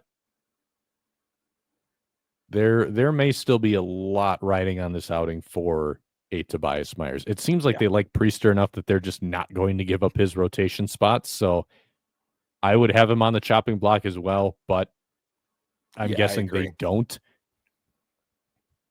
But if Myers goes out and he walks 3 or 4 guys again and can't get into the 5th inning, like that might be the time that you see the move. Mm-hmm. Gets a little trickier though, because you're gonna have to shuffle some things around with the rotation order. That's the other big hurdle you have to clear there. Yep. I think we're pretty close at this point, though. I don't think there's a whole lot more he needs to prove. Yeah, 100%. Nate also asked, so talking about Aaron Savali, what's the trade value for Savali? Because he's asking to see Misiorowski. Probably not super high because he's only pitched in 1 game this year, so I don't think that's the route that you would go right now. I mean, if it gets to the point where you're at the deadline and you're out in contention, Aaron Savali's absolutely someone who's going to be on the trade block because he's a rental starter. But that's also not nearly as immediate as the call up that people are asking for right now. So I don't think it's not gonna come at Savali's expense. It would have to be a Myers or maybe a Priester. I think Patrick's done enough where one rough start is not going to make them say pull the plug and go to Misiorowski. I think it would have to be one of these other guys in the mix just keeps not throwing strikes to the point where they have to say, look, like what these guys don't have a higher floor than Jacob Misiorowski right now. So then what are we doing? Because I think that's the argument for not putting Miz in the rotation is we need guys who have a higher floor and can eat more innings for us. But if you don't have enough guys who are doing that anyway, then the argument is not super sound. Yeah, no, I'm with you. And like you said, I don't think Savali's somebody who would get traded. Now, I would say even if the Brewers are in contention and they actually get to a point where they're very healthy, not very healthy, but they're actually in a weird spot where they have to make decisions on the roster, I could see kind of like a very small scale counter building move where they still trade Savali, even if they are still contending, and just either pick up a lottery ticket prospect or try and pick up like a utility guy that they like or something in return, like a 1-for-1 swap with somebody who fits a need on their side and fits a need for the Brewers or something. I could see that happening, but like you said, to get Miz up right now, I don't think that would be the move that would make it happen. We'll move into some more general questions here. Z on Twitter asks, Brandon Woodruff's career line is 191, 233, 252 for a 28 WRC plus and a 4.7% walk rate. The Brewers have effectively reintroduced pitchers batting at both third base and shortstop. Our underperforming big three can surely bounce back. Is there any reason to believe in the left side of the infield? I really think Joey Ortiz has got to be better than this. I think more than anything, he just needs a mental reset. And I think the biggest obstacle the Brewers have right now is they really can't give it to him because they have nobody else. And that's where maybe the Monasterio thing comes in. Like, are they giving him, is Pat Murphy giving him a little bit of a trial run to say, do we trust him enough over there that we're okay with giving Joey Ortiz, whether it's more time off, whether it is a really quick demotion, I don't know. I don't think you can trust Monasterio enough at shortstop to do that. But, man, it gets rough at that point, too, though, because Caleb Durbin is bad defensively. Yes. He's bad defensively. He was bad in spring training. He still looks bad now. And Caleb Durbin has just generally played like a bad baseball player overall so far. But that's also not just a Caleb Durbin problem. It's an entire left side of the infield problem. Ortiz, I know the metrics don't like him a lot so far defensively, but it's still a really small sample. I think that you've seen the tools over there still from him. So it gets tricky to move somebody else over there. I don't believe very much in Caleb Durbin. Ollie Dunn still has a really high ceiling. I don't know if we're going to see that this year or at all. They're in trouble at third base because I just don't think they have a capable big league third baseman in the organization right now. And that's an issue. Shortstop, I think Ortiz can turn it around, but I don't know if you have the depth at shortstop where you can afford him that opportunity, because I think he needs a reset. Yeah. No, I'm with you. Somebody on Twitter, Lucas, sent me these numbers, and this is from Sunday. I don't have time to update them here, but I just thought of it. at the time, in his last 101 plate appearances after Sunday's game, Joey Ortiz's expected slash line here, he was hitting expected batting average of 267, expected on base of 333, expected slug of 361. Not good. We're talking still under 700 on the OPS, but his actual numbers in that time were 178, 253, 244. So I do think that there actually has been some bad luck on top of him actually struggling. And yeah, that's I think that's kind of assumed anyway when the line is like that bad. I'm agreeing with you is what I'm saying. Right. But that's a big difference. That's when you're over 100 points on pretty much all of them. There's been legitimately bad luck. And I'm sure, having been there as a hitter at one point in my baseball career where I actually was hitting the ball pretty hard, got out a lot, and then I totally got in my head about it. And then I stopped hitting the ball hard, but it just compounds the issue. Like you're not hitting well. And now when you even do hit the ball well, it doesn't matter because it turns into an out most of the time anyway. That just makes it really hard on a guy mentally.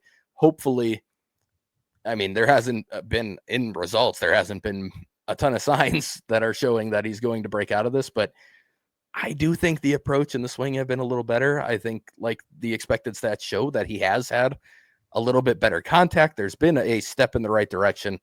Hopefully that just starts showing. And again, if he gets even from this point forward, that's all we really have to care about. I know the season and long numbers are going to be what matters at the end of the season, but from this point forward for the Brewers, all they really care about is what he does from today moving forward. And if he's giving you a 700 OPS or so, and like you said, I think the defense is better than what the metrics say right now, that's a fine player. Like they can live with that production. Third base, where they're not getting defense or offense, then it gets a lot more difficult. Durbin's had some of the dumb base running mistakes on top of that too. So like there's been a lot of things with it. I think Ortiz, there's some hope for him, like I said, like you said, and also how I just laid it out, but I don't have much faith in third base. And like you said, there's not, we have a question about Brock Wilken later. He's been very good in Double-A. That is not an option in the near future though. And that's going to be, maybe that's the option next year. That helps, but it's not an option this year, at least until maybe September or something. And yeah, internally, there's not really somebody sitting down there. I've talked about Anthony Siegler. He's in my minor league sandbox at some point here that we'll get to eventually. But I would love to see them give him some reps at third base because I do think he could actually be like, if he can play at solid defense over there, I think he's going to give you good at bats. I think minimally he's kind of like Monasterio where he's going to see a lot of pitches, but I think if the defense is better, and he's a switch hitter, and he also has more utility, he can catch, he can do other things. So like, I think he could be a guy who helps the team, but I don't think he's the answer at third base either, even if he shows he can do it. So there's really not a clear-cut answer there at any point. And we've said numerous times, I think it's going to have to be an outside acquisition to make third base playable at some point here. Ron on Twitter asks, what on earth is up with Christian Yelich right now? This team will just not be successful with his lack of offense. So for context, Christian Yelich is basically struggling worse than he has ever struggled before. Like this is not, we're out of normal slow start territory for him. And basically yes, there's always the he's hitting a lot of ground balls thing. And this is like about as extreme as he's gotten on the ground ball front. His average launch angle is -0.4. It's never been in the negatives before, even though he's always been a guy who hits a lot of ground balls. Even when he's going well, he hits a lot of ground balls. Mm-hmm.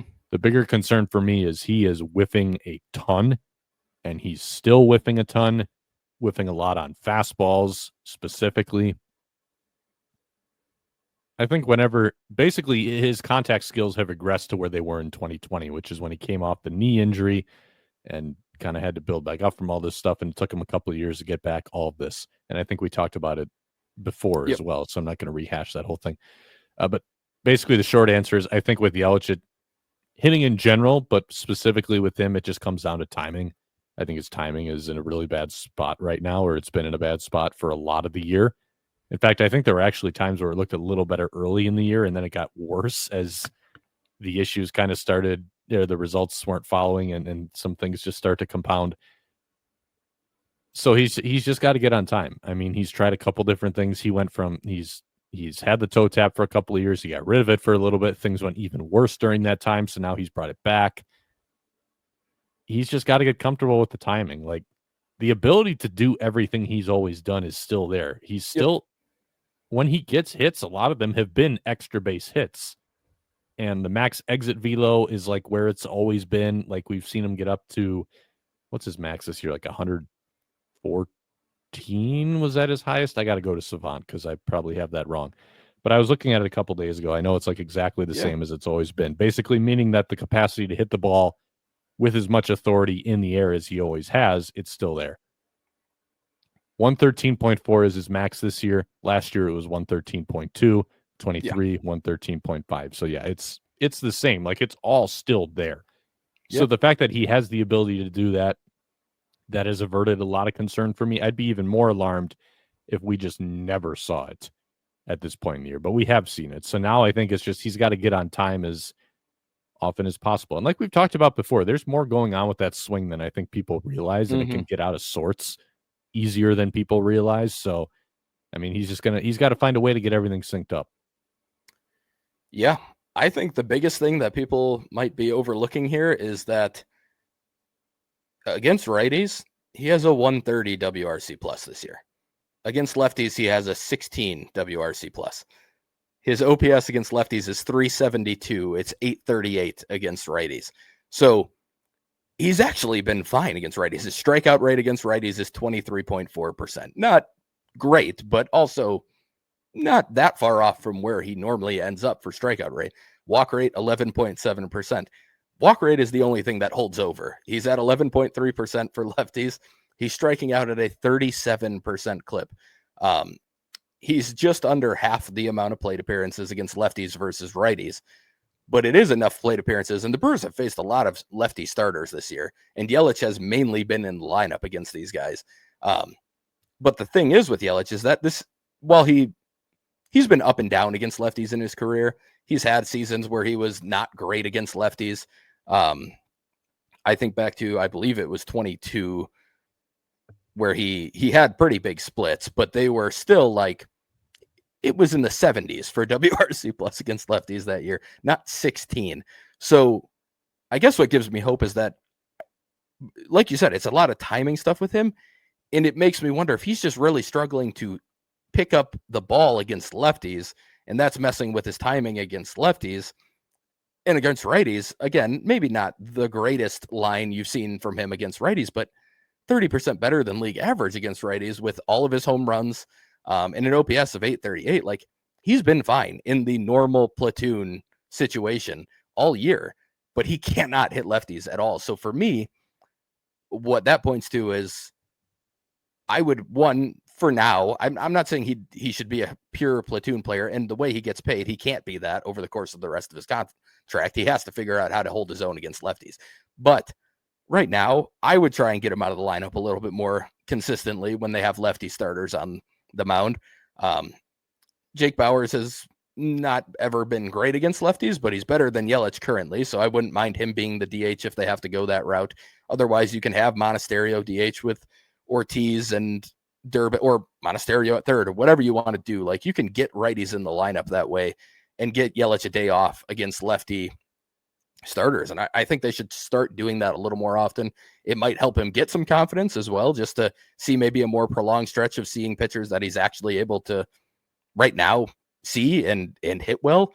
And maybe that gets some confidence going. And then when he starts seeing lefties again, he's just in a better place mentally and feels kind of hot at the plate, or however you want to describe it. And maybe that gets him going too. But I was looking at that this morning, actually, the splits. And I've over 100-point difference in weighted runs created plus is insane. Almost 500 points lower on the OPS. Like, it's been really the biggest issue is that he just can't hit lefties at all. Everything else, you talked about the whiffs, they're still there. I did not pull up the splits. I'm curious if you are able to, or if you're looking at those at all. But I am right now, actually. Yeah, I'm curious how those look, because my guess is he's still whiffing more than usual against righties. But I would still also bet that the lefties are much higher than the righties, and that's probably what's really dragging the whiff rate up overall. So Yeah, that was the main thing I saw when I looked into Yelich today. And even before we got this question, I was looking at it because I was trying to figure out what was going on. And yeah, that's just an insane difference. And again, it's probably a third of his plate appearances against lefties and 2/3 against righties. But when you're that bad, it drags the whole line down that badly because it's just been a complete mess against lefties so far.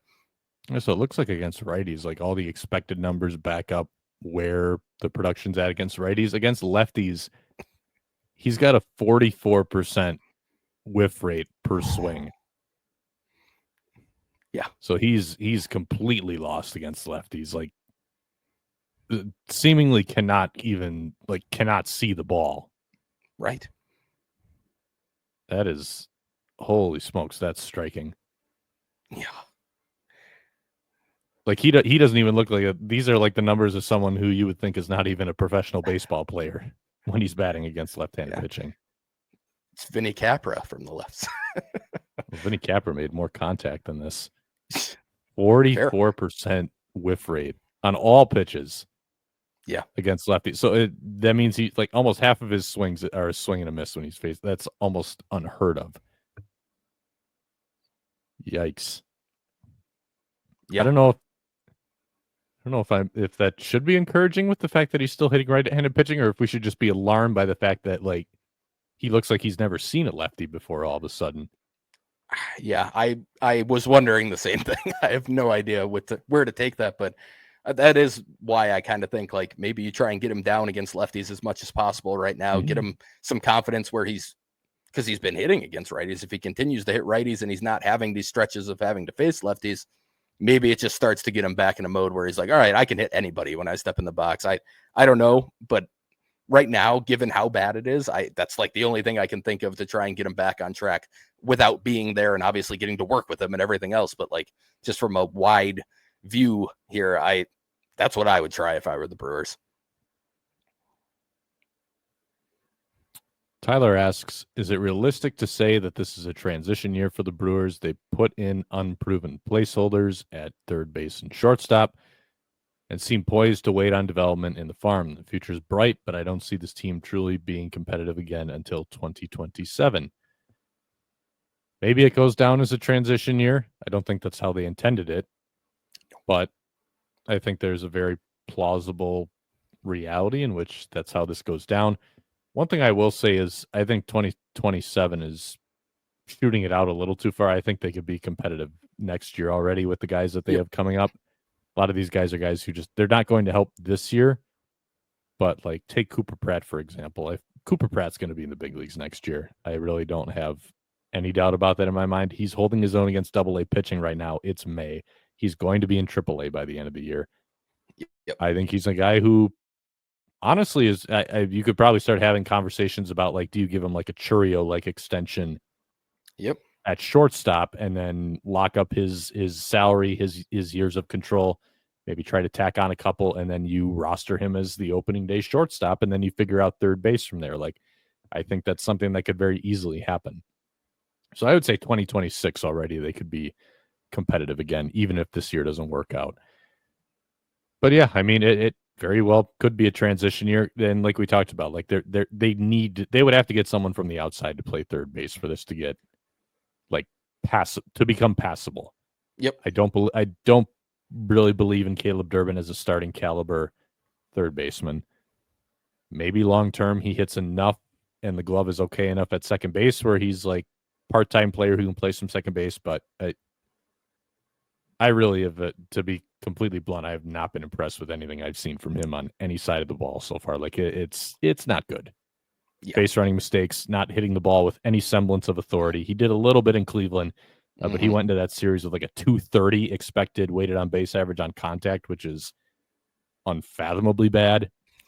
Not good defense at third base. Like it's just I don't want to feel like I'm targeting the guy, but it's bad. It's been really bad. Yeah. So they're going to need someone at that spot. Like we said, I think Ortiz can bounce back at short, but yeah, I mean, if things don't turn around, I think you can reload pretty easily for 2026. Yeah, I agree. I think it absolutely could be seen by the end of it, or by the deadline really is when it will probably be judged as a transition year. But I don't think it's a 2-year process. I think they're ready to go again next year. They're going to try to compete again next year. And just given what they have returning, I think they absolutely can do that. And then, like Jack said, there's Cooper Pratt potentially at shortstop.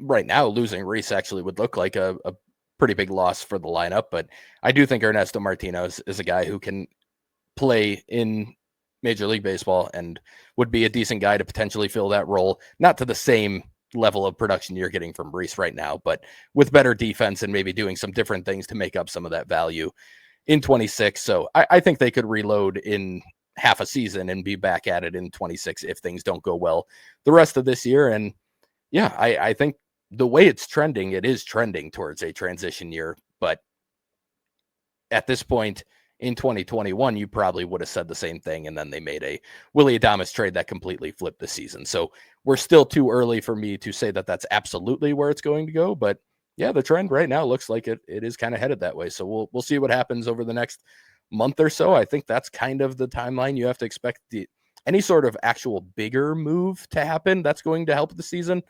I think it's got to be in the next 3 to 4 weeks. Otherwise, you're probably getting to a point where they might have buried themselves a little bit too deep if they don't do that before then. So it'll be interesting to see what happens. But I'm with Jack. I don't think it's a 2027 type of window that opens up. I think it opens right back up next season. We're going to have to table the rest of the questions that we got this week because we got to let you get into your minor league sandbox because I see you have a lot of notes. So take it away. Of course I do. Yeah. Okay. So we got some good questions. We'll start with Mason, who asked about the draft, which I have been looking into the draft. I always look into it more after my college season ends, so I've really just started digging into it a little bit more. But he asked any early draft thoughts, favorite fits, how we may allocate the bonus pool. I won't go too far into the last one. The Brewers do different things every year. I think the important thing to note is that they will be creative with it, and they will try to sign quite a few high school players. They just generally do that, and they will most likely use the majority, if not all, of their pool, and honestly probably go into the overage. That's normally what they do. But to give a few names that I like so far, I'll just give a couple here. I have more written down, but Gavin Killen is a shortstop, second baseman from Tennessee. He's actually from Milton, Wisconsin, and he started his college career at Louisville. He has a strong hit tool. There's some power in there as well, and the defense is solid up the middle. The arm may make it somewhat difficult for him to stick at short, but I think it'd be a case where he can play short. It's just he might be better at second, kind of in that Terang mold. But I like Killen. He's a guy who I don't really care about the hometown part of it, but it would be a cool story for him. That's not going to factor into any decision making I would have, but he's got a really short swing. I like it, and he really just does not miss fastballs. His contact rate is in the mid 90s on fastballs. His whiff rate is like 5% or lower on fastballs. So there's some power. I think it'd be more in that, maybe 15 homer range. It's not like Sal Frelick level of lack of power or anything like that, but it's not huge power either. So just an interesting player who does a lot of things really well. The Brewers like those guys in that spot. So I like him. Ethan Conrad, maybe there's more upside here. Wake Forest outfielder, lefty swing, really, really nice swing, big raw power. He actually played at Marist, I believe, to start his career and then transferred to Wake Forest. So small school guy who has moved to the ACC and been just fine. He's been hitting really well there. He's a solid defender in right, pretty good arm. He's fast, and he uses it decently on the bases, but it's not something where it doesn't show up as much in the field, so he's probably not a center fielder. I would guess probably sticking to a corner where the arm plays in right. High school pitcher that I like, actually he's kind of a two-way. I'd be interested to see what the Brewers would do with him if they did draft him, but Cruz Schoolcraft, which great name already as well. He's from Oregon. He's at a high school in Oregon. He's committed to Tennessee as well. He is 6'8", and he's already flashing up to 98 from the left side. The shape of the pitch is not insanely great, but it's not bad. And from the angle that he throws at 6'8", it's pretty ridiculous how fast it can get on a guy. He throws a split finger that has kind of the knuckling action to it, under 800 RPMs at times, just a really, really good pitch. His third pitch is a slider. It's probably more slurvy than true slider, but I think it could be pretty decent. He likes it against lefties from what I have read and seen on him. Command is a work in progress, but he moves really well despite being 6'8". So I kind of think he's somebody who's going to be fine in terms of the command as he moves forward. And he's got big raw power as well. He plays first base as well. There are teams that look at him as a potential two-way pick, kind of like Bryce Eldridge, a Giants pick from a couple of years ago, who's really blossoming the last couple of years. Another high schooler, Nicky Becker, is an interesting one. He's lower on lists than I would guess, just watching him and kind of looking into him. So he could be maybe along the lines of like the Braylon Payne surprise, or maybe like their second pick on the first day or something. Shortstop from New York. He goes to Don Bosco, which is a very famous school for sports, high school. It's actually in New Jersey, but he's from New York, and he's committed to Virginia. He just has really, really smooth actions. He's projectable. He's already growing into some power that he wasn't showing before, which is kind of a thing that Payne had going on for him too. Started to show power late in the process. He's a shortstop, and I think he sticks at shortstop, which is important too. He's got a good arm. He's 6'3", so pretty tall for a shortstop, but nothing insane. And he's posted 70 grade run times. Like, he's very, very fast. There are some Payne similarities here, honestly. The more I've looked into him, he's not as young as Payne was. Payne wasn't even 18 on draft day. Becker will be 18 and a half. But yeah, that's another one. I'll quickly go through a couple others that I had. I know I said I wasn't going to, but now I got into it and I can't skip any of these guys. So I have to give my JUCO guy, Matt Barr from Niagara, which is where Ryan Burchard went, another Brewers pick from a couple years ago. Really good fastball, up to 98, kind of sitting 93, 96. It's got carry. He throws it from a pretty low release point. So it's an interesting pitch, actually. He doesn't have huge extension despite being 6'6". So it's just got a weird angle. It's not something people are very used to seeing. He throws two breaking balls. They both spin over 3,000 RPMs. But the shape of them, I've seen a couple. It's not a great shape, but I feel like with the way he can spin it, it's something they'll be able to tinker with and make better. It's a JUCO guy, so a lot of times those are more unrefined anyway. But he's only going to be 19 and a half years old on draft day. The stuff is there. He's an interesting guy, and the Brewers like going that JUCO route for pitchers. So I could see him being like a round 3 or 4 guy. And then my random sleeper arm that I like, Kevin Manel from Mississippi State. There's not a ton of data out there for him right now, but it's kind of Yoho-like. And I say kind of, that might be generous still, but like the changeup only gets 15 inches of horizontal movement instead of 20. It gets similar depth, but it's not the same type of changeup. His is not the high spin one that a lot of Brewers relievers have. It's more like the standard changeup type of spin. He does have the sweeper that gets close to 20 inches of glove side movement, so very similar to what Yoho has. And then he does have more of a 12-6 curve. So it's not the same. His two-seam gets 17 to 20 inches of run on it, so similar to Yoho's as well, in kind of that low 90s range. So that's where the similarities come. I don't think he's the same type of guy. I actually think he might be more likely to potentially start, but he's been a reliever at Mississippi State. He's only thrown like 10 innings this year. Actually, I think he's up to like 14, but he's got 19 strikeouts. He was a guy at a JUCO last year that I liked as maybe like a day 3 sleeper. So now that he's at Mississippi State, where the Brewers have had a ton of success, and he's a JUCO guy, he fits all of their main, like they go for Mississippi State castoffs or relievers, and they also go for JUCO guys. So he fits a lot of that, and I like the stuff. So he's interesting to me. But that'll wrap that up because I went longer than I wanted to on the draft stuff. Moving into the hitters here, Jefferson Cairo. He started his rehab assignment in the ACL. He hit a home run and had 3 walks in his second game. Those were his 4 plate appearances. He left 1 for 1 with 3 walks and a homer. Very nice to see him playing. He caught for the first part of his first rehab game. He didn't hit well in that game. He only had 2 at-bats, but he did catch part of it. The game he went 1-for-1 with the 3 walks and the homer, he was DHing. So it'll be interesting to see how many times he catches, how often he catches, how long he catches, because he did only catch about half the game the first time. But he is back. He is playing in games, so it's very nice to see that. Staying on the ACL side for true Arizona Complex League players, Jose Anderson, he hit another home run the other day. He's up to 3 now on the season. The strikeouts are a little high, but there is big power here. I mentioned last week he hit a ball 112 miles per hour in extended spring. He's hit his homers at 101, 107, and I'm blanking on the other one, but they're all in the hundreds. These are not cheapies. These are legitimately well-hit homers from an 18-year-old. 1821 G34 asks, thoughts on what possibly held Anderson back from making a jump right to Carolina with Pena and Mate? I think it is the swing and miss. I think they wanted to see him against some lower level pitching and see how it went. But I think he could end up there in short order. The outfield is the weak point in the lower levels.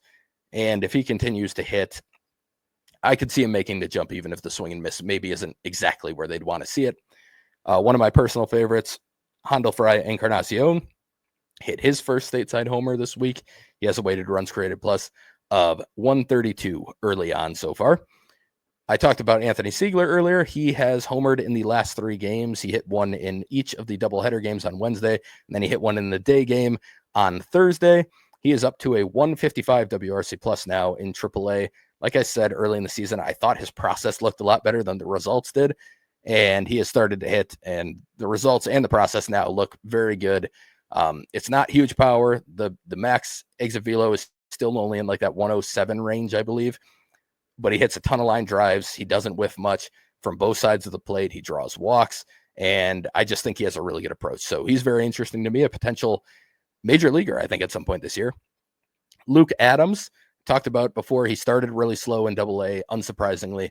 This last week, he hit 364, 531 on base, 773 slug for a 1304 OPS. He had 2 homers and 3 doubles. For the season, he is now up to a 143 WRC plus. He turned 21 during the season. His walk rate's 15%. His strikeout rate is just barely over 20%. His swing rate is up to 36%, which is still very low, but it's also up 6% from last year. So it's nice to see him starting to be a little bit more aggressive. I'd still like to see that continue to trend up, but that's going to be important for him because he does hit the ball hard. And I think there's something here, but I think there needs to be more of he needs to change it from a passive approach to a patient approach more than anything else. But overall, the whiff rate is still only 21%, so he doesn't whiff much. There's a lot of good stuff here. I just want to see him do it with a little bit more of an aggressive approach because I think that's the only way it'll play as he continues to climb the ladder here. Brock Wilken this week had a 1469 OPS. He hit 5 homers and a double. On the season now, he is batting .241 with a 426 on base and a 560 slug for a 986 OPS. He has 10 homers. 7 of them are in May already, which we're only 2 weeks in, and a 183 WRC plus. The swing rate is trending up, similar to Adams. That needed to happen. The whiffs are slightly down, and the strikeouts are also still trending down. So Older Potato asks, why is Brock Wilken not in AAA? I have no inside info, but I just can't imagine that's lasting much longer. So I understand why he's still there at this moment. He really got hot the last couple weeks, but he was even showing good signs early this season. And now that he's swinging more and still driving the ball, and the average is coming up and the on base is stabilizing, whereas the 28% walk rate just wasn't going to be sustainable. I think this approach is more sustainable. So I think he's in AAA pretty soon. I really do. Mike Bovey's back from injury. So they have Adams and Bovey, who both need to play corner infield spots regularly. It's getting tight in those spots. So I think eventually it just makes sense for Wilken to end up moving to AAA, and he deserves that promotion. So I would not be shocked if by next week Wilken is in Nashville. I think that would make plenty of sense. Marco Dingus, 1172 OPS this week, 2 homer game. He had 2 doubles as well. He's at a 19% whiff rate for the season. He's at an 11.2% strikeout rate and a 15.7% walk rate, and he has a 200 WRC plus. He needs to get moved to high A soon. He is clearly way too good for the low A pitching. He's also posting pop times under 1.9 at this point behind the plate. The receiving's getting better. The blocking's getting better. They're still not where you'd want them to be for like a big time catching prospect, but I think he's going to stick as a catcher, and that's really important with how he's hitting. Xavier Warren, a name I probably have not talked about this year, or honestly for the last couple of years much. A pick in the COVID draft in 2020. He got off to a really good start, his professional career, his first year in low A and high A, and then he just has not hit very well since then. And he was another guy they tried as like a catcher, and I wonder if that messed with the development at the plate a little bit because he started trying to catch that second year a little bit more, and it just didn't go very well. But this week, 1192 OPS, he hit 2 homers on the season. He's got a 147 WRC plus. He's hitting the ball with authority, has multiple homers at 109 miles per hour or higher. He probably deserves a chance in AAA as well. He's kind of like a DH outfield type guy. He plays first base and third base as well. He's really not a great defender at any spot, and he's not very fast for being an outfielder, but he's 26. He's hitting really well in AA, and he does have some prospect pedigree. So maybe there's something here late blooming, but we'll see. It's just nice to see him not breaking out, but just nice to see him back on track and doing some stuff because it was a tough couple of years for him. On the pitching side, we'll start with an ACL pitcher again, Ethan Dorches. He was the 10th round pick in 2024 out of high school. He was a University of Illinois Chicago commit, and he signed for slot or just below, maybe a little over slot for the 10th round, but not a lot of money. It was 165,000, I believe, which is not a ton for a high school pick to sign. He's 18 until October, so he was a really young pick. He's a righty. He's in the low 90s with a fastball that has pretty good characteristics, some nice carry from a low 3/4 slot. He's got a sweeper of a slider, and he also seems to be able to kind of make it into a tighter slider, that maybe gyro type shape. There was some video that came out on the Brewers PD account today that looked like maybe 2 versions of the slider. And then he has a nasty splitter from that slot as well. The Brewers don't love splitters generally, but that looks like a really good pitch. So I hope they continue to let him do it. Or maybe, I mean, I know it was a splitter in high school. Maybe it's a changeup. It's hard to tell on that video. But whatever it is, it's a very good pitch right now. I'm assuming he has kept the splitter, which is what he threw as a high schooler. But against a very good Dodgers ACL team, he went 4 innings, 1 hit, no walks, and 9 strikeouts. So just dominated that lineup. And in his first 2 appearances overall, he's gone 8 innings, 1 hit, 1 run, 3 walks, and 15 strikeouts in those 8 innings. So Dorches is one to watch. He's 6'6". He gets 7 feet of extension, according to Eric Longenhagen's write-up on him in the Fangraphs update today. Just a very interesting arm, and one that seems to have gone under the radar.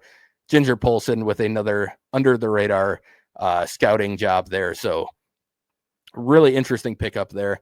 Other pitchers, we talked about Miz. I'm not going to talk about Miz again here, but I do want to quickly, I'm not going to talk in depth about him, I should say, but he has not allowed more than 1 run in a start since April 16th. And in fact, April 16th is the only outing of his 9 that he allowed more than 1 run in it. So the guy has been really, really good at limiting damage. Even when he was struggling with command early in the season, he was getting through it. Now everything just seems to be clicking.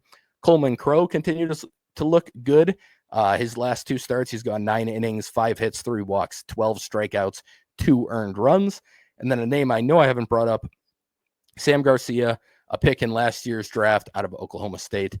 In 2 relief appearances this week, he went 6 innings, 3 hits, 2 walks, 9 strikeouts. He throws a fastball in the low 90s with some carry, pretty low release on it, kind of it's not quite sidearm, but it's a pretty low release from where he throws. He throws a 2-seam, but it works similar to kind of how the 4-seam works. It's kind of like Josh Hader's, where it actually gets up to like 18, 19 inches of induced vertical break. And but he is throwing both of them. He confirmed that in an interview at one point. But yeah, he throws both fastballs. The 2-seam gets more run on it, but it still gets a ton of carry. And the slider is really his only secondary. He throws a changeup, but it's very similar to, I mean, it just doesn't do much. There's not much velo taken off of it. Maybe it's something he'll develop. From his slot, he seems like someone who should be able to turn the ball over and throw a changeup, so maybe he'll develop one. But right now, it's 4-seam, 2-seam, and slider, and it's working pretty well for him so far. He's been good. out of the bullpen, but he is kind of stretched out still to the point where if they wanted to make him a starter, they can definitely do that. So that wraps up this edition of the Minor League Sandbox. And Jack, you can step back in and wrap this one up. Felt like you kind of compressed that one a little bit to get through it. I did a little bit. It's going to do it for us this week on the Brewer Fanatic podcast. Brewers are coming back home for a 6-game homestand. We'll have reporting, highlights, analysis, all that stuff for you next week once that homestand has concluded. Thank you all for listening and have a good week.